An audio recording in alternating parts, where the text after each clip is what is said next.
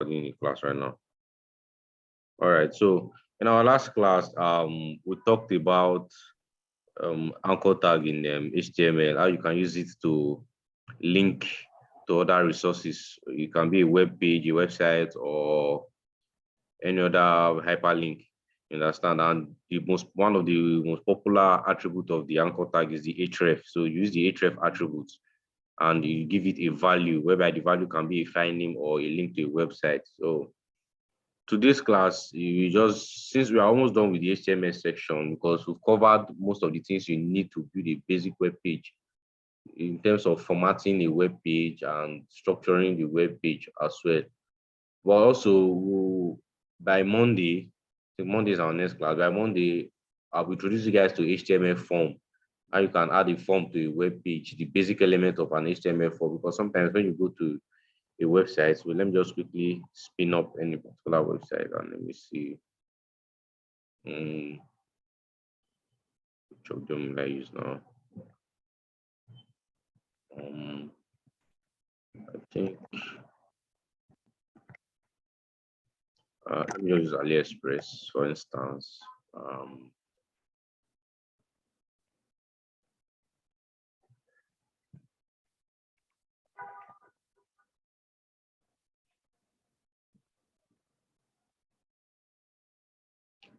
Okay. So I just want to like quickly spin up a contact page. Let me see. Let me remove this coupon. So I'm looking for a contact page here, but I think I have to log in. Now, let me just spin up any random. Let me just spin up any random contact us page so that you see how it will look like. Okay. I think we can go with this. You know, there are different sections in a website, and one of the most popular sections, which is very important, is the contact us page. Different websites have the way their contact us page is being laid out. So it's something that you have to include in your web page, because if you are working for, maybe you have a website that renders services to people, it makes no sense if maybe they have issues and there's no way for them to reach you, either through email or through filling a form, whereby they will have to include some of their details like their first name, last name, email, and the like. So let me just open this and okay. This is a typical contact page. I mean, I just want to click on this. Okay,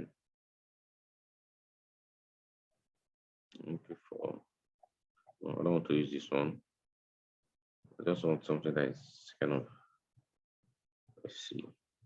Okay, if you can see my screen right now, I want something that is okay. So something like this. You see in the contact us page, you see the full name, or in some cases you have two different fields, one field for first name, one field for last name. But in this case, it's full name, then the email, which is also very important, just in case they want to reach out to you. And this is also the body, as the message, what you want to send. Then you click on contact us, or you sometimes it depends on how it is being coded. It's either you see contact us or you see send. Depend on what you name the button as. Then also you can also send them a direct email from your email, and this is their email. And usually, sometimes a contact form usually contains a map of if the company you are contacting, they have a physical address. Sometimes you see a map there, which you just show the section of where the map is located, and you can click on the map and it can tell you the direction on how you reach it. So by Monday, we'll be dealing on contact form in HTML. But before that, today I just want to give you guys like quick nuggets for you to do some certain things. So remember the way we talked about listing the web development, whereby you want to list some certain stuff, some certain items. Maybe it can be, for instance, now you're writing a blog post or you're writing an article on food recipe, steps in taking for maybe cooking any food. It can be rice, it could be any particular food you want to, any delicacy you want to cook. And sometimes there are some items, or there are some steps that should be listed in alphabetical order or numerically. There are some items that you list, the order in which they appear doesn't really matter. So I just want to show you guys some quick nuggets. So for instance, now let me just define, or let me just add an HTML list to this our source code, which we've been using in the previous class. So what we do, don't forget the list here, it's not a self-closing tag, meaning you have to open the tag, and when you open the tag, you close the tag as well. So what we'll do right now, first of all, this is an ordered list. We want to make use of an ordered list. So don't forget, you close the tag, then you add the /. So this is for ordered list, but for unordered list, it will be UL. So the O here start for ordered, right? L start for list. So the open and closing tag. So what we'll do now, let me just add something to it now. Let me just say list in this case now. I'll just quickly do some copy and paste as well. So let me just copy this now.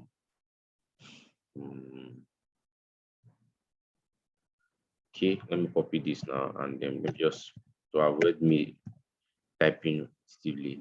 So I could say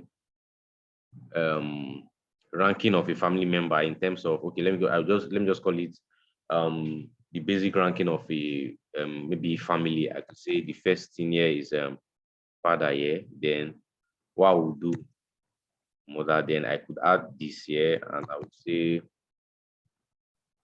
children. So let me just quickly save this, and so I'll have to reload this, and let's see. So 1, 2, 3, as you can see on the web page here, it is ordered. The first one, number 1 here is father, number 2 is mother, number 3 here is children. So there can also be a case, a situation whereby you don't want the listing, for instance, now to start with 1. So in that case, what are you now going to do? So you have to add an attribute, and the name of the attribute here is start. So you call it start here. It's already here. I could say I want this list to start from maybe 4. Okay, let me use 5. Then let me save this. So before I reload the page, instead of you having 1, 2, 3, what you are going to see is 5, 6, 7. So let me reload this page here. As you can see here, this is 5, 6, 7. So these are some of the attributes. I think this is one of the most important attributes in maybe when you are working with a list. Maybe you don't want your numbering or your numerals to start with 1. You could give it anything you want it to start with. You could start with 10, you could start with 20, you could start with 100, anything of your choice, or as the case may be. So that's one of the trick, or one of the attributes I feel you should know. Then another thing you should also know is that sometimes you want to have maybe like emoji on your web page. You not be like asking, okay, how will I include maybe a heart symbol or the sign of a football? Maybe you could be on your website whereby you just need to add maybe a football icon to your web page. So what you do, if you are using a Windows, what you do, you click on the Windows button and full stop, and you're going to see this will pop up, and you could see a whole lot of stuff you could do with it. Then you could as well search for it if you want to. So this is one way of doing it. So you could just scroll through different category or anything you're doing, or maybe for those of you that use WhatsApp or any social media platform on your desktop and you want to add some certain emoji, these are also one of the ways you could do it. So another way you could do it also is, instead of you using the Windows key and the full stop, you could also click and press the Windows key and the semicolon. So it will still give you the same thing. You understand? Don't forget, this is the colon here, and this is the semicolon. So we are not using the first one, Windows, and this is what you are using. You can see this semicolon here. This is what you are using. So it's that you use the window key here plus full stop, or you use the Windows key here, which is WIN plus this. So either way, it will still give you the same thing. So just erase this stuff. So these are some of the few things I feel you should know before we move on to the last section of the HTML course, which is HTML form. So HTML form will be the end of the HTML section before we move on to CSS. Then we'll keep on going as the case may be. So that will be all for today's class. So I will meet you guys now. In case you have any question or you have any clarification and you want to clarify on, please feel free to unmute yourself, and Ask your question. Hello. So you have a question for that pertaining to anchor tag. Okay. Is HREF the only thing that can be used inside the anchor tag? You said? Is the HREF function the only function that can be used inside the anchor tag? That's the attribute. It's an attribute, not a function per se. It's That an is that the only attribute. There are other inside the attributes. anchor? There are other attributes, but the 99% of the time, what you'll be using is the href, because the anchor tag is to link to a web page or to a website. That's what basically you use the anchor tag for. Either you are using it to link to a web page, or you want to use it to link to maybe a particular section on the same web page. For example, now you can have a web page and you see something like table of contents. All these pages can be table of contents. Then maybe you want to, like, maybe if you take your project work, maybe if you've done your final year project, you see table of content, and each table of content is attached to different pages on your entire document. Let's say you want to move on to chapter 2, for instance. You could click on the chapter 2 on the table of content, and it automatically take you to the page where your chapter 2 is located. So that's what you can use the anchor tag for. So anchor tag is just basically to link to a section or to a website.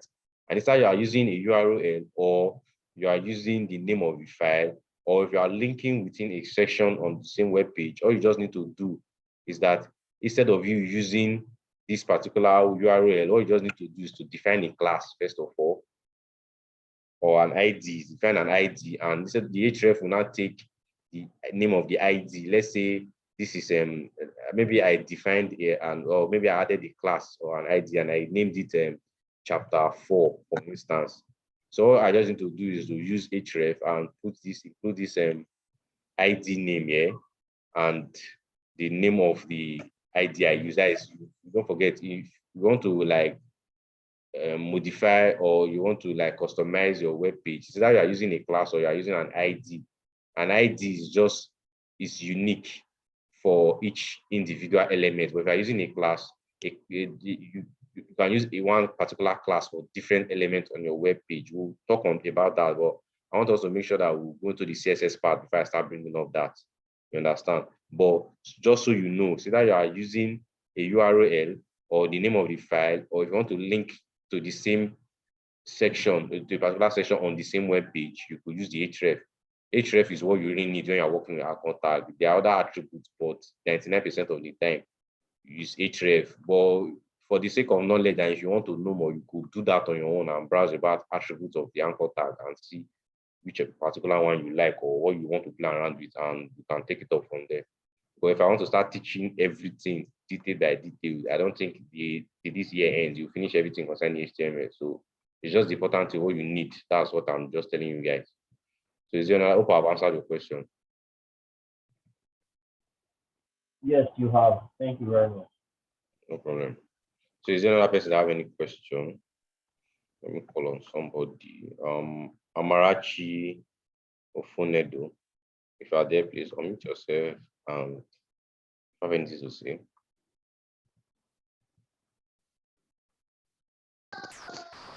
Good evening.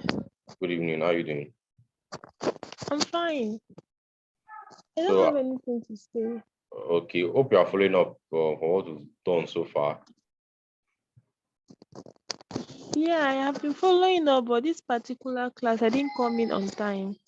Okay, I'll just rewatch. the class is recorded, so immediately I'll upload it. I'll send the link to the Discord server, and you can just watch it and carry on from there, and you understand it better since you are watching it the second time or you are learning it the second time. Okay, thank you. No problem. So is there another person, Mr. Kingsley? You have anything to say? Okay, just unmute yourself and just say something just in case. No, I don't have anything to say. Good evening. Good evening. So the class, hope you are following up, and hope it's not too advanced or it's not too fast. The pace you are taking, hope it's not too fast for you. No, it's fine. Okay. It's fine for me. No problem. Okay, yeah, I just remembered something. Right. During the last class, you taught how to include a web page, right? So my question is, if I include that web page, is there a way I can make it open in a different page? Because I remember the last one you did with Amazon. When you open it, will open on that same page. Is there a way Yes, to put a yes, command to open on a new page here? yes. There's an attribute for that. In that case, you'll be using the target attribute. So when you use that particular attribute, you can specify if you want it to remain in the same page or you want it to open in another page.